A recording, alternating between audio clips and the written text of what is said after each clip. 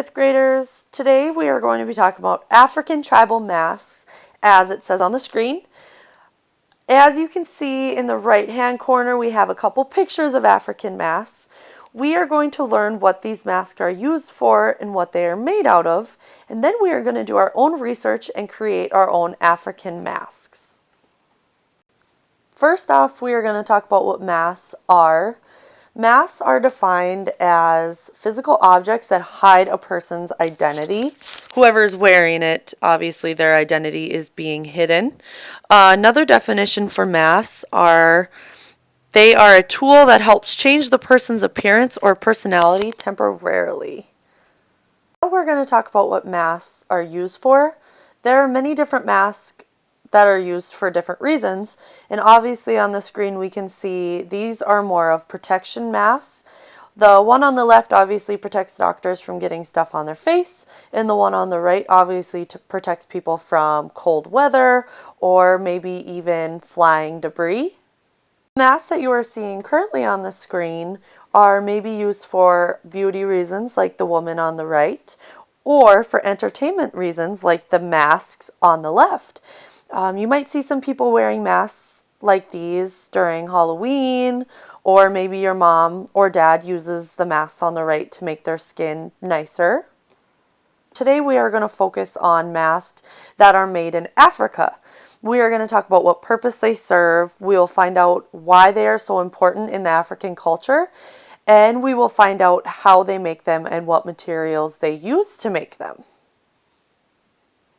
Masks serve many purposes in Africa, and I'm going to tell you a few of the purposes. They use them during religious ceremonies. They wear them because they believe it controls good and evil forces in their community. They also believe it keeps a good connection between earth and man. They also use them to show beauty and worth. In African culture, the word beauty means good. So when the people in Africa create beautiful, very eccentric things, it shows goodness within them. So people want to wear these beautiful masks to show that they are good people and they are doing good things. These people hold ceremonies when they are going through a drought, and a drought is a long period of time without rain. They hold these ceremonies and they pray to their creator for rain. And during these ceremonies, as pictured here, the African people will wear masks that they have made.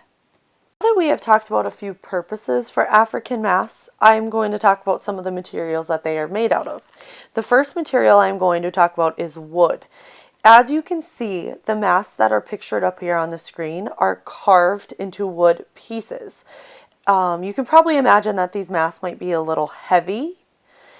Masks can also be made out of bronze and brass. I know the mask on the right looks like it's made out of gold, but that's actually a mixture of bronze and brass, which gives it that very gold look. Masks can also be made out of terracotta, which is like a clay, and ivory, which actually comes from the tusks of elephants. Most masks that you see or research are going to be made out of wood. There are two main reasons that these masks are made out of wood, and I am going to explain those two reasons to you. The first reason is because trees are very plentiful in Africa, and it's a very cheap resource. The second reason is because the African people believe that trees have spirits and souls, so the wood is the most natural way to capture the spirit you're trying to show. That I have talked about what African masks are used for and what they are made out of, I'm going to tell you about a few African mask types. I'm sure there are hundreds of African masks I could talk about, but I'm going to show you the ones that I found the most interesting and appealing to our eye. The first mask I'm going to talk about is a Baoul mask. Yes, the pronunciations of these are kind of hard, so you're going to have to give me a break. This mask is also called a Goli mask. This mask is used to honor visitors, or it can also be used during the funeral of a very important person. The mask you are currently seeing on the screen is called a Biwa mask. I apologize that the picture is a little blurry. I just thought this picture showed the best variety of these masks. This crazy looking mask is a pretty special one. The people of Africa believe that this mask possesses powers, and whoever wears this mask controls those powers. The mask you are currently seeing on the screen is called a Koda mask. These masks are usually carved out of wood, but then covered in a sheet of copper or brass. The word Koda means to bind or link together, and there's a group of people they call the Kodas. These people wear these masks because they bind together. Senufu mask is one of my personal favorites. The picture on the right is actually a Senufu mask that I created myself.